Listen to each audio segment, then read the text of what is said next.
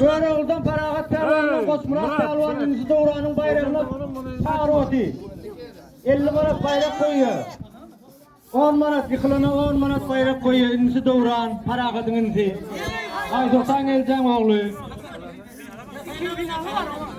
Feragat bilen Kosmurat Pervan. Onlar karışan mı? Karış Feragat. Ay yanıtınca karıştıran kim diyor? Ay la var ya, ay zengin kızdan Pervan'la konuş.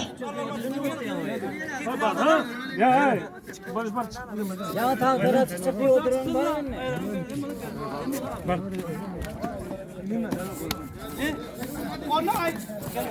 Haydi bar.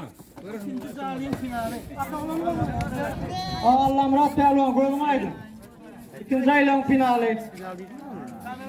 Görüşmedin mi? O ağanın ne olup görüşmüyor mu? Yarış kadınını ikinci canlı değerli durmuş ben gördüm. Kötü Pervan gel şunu. Nefarnik varmış Pervan'a gel. Öldüğüne girdin düğüne kadar geldin. Sen anlatın çıkar. Bana teyze yemiş falan yemişten öyle. Gözüm aydın.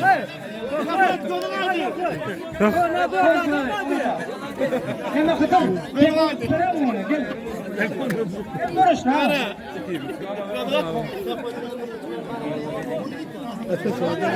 Şafat.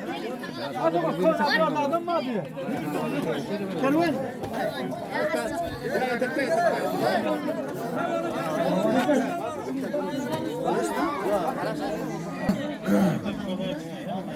Ba.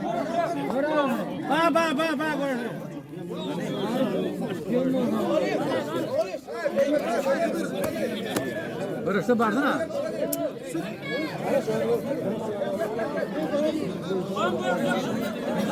Gel. Ba. Var ya. Arya, konuşuyor mu? Ol çatırakta mısınız Pervan'la? Sen kamuna dost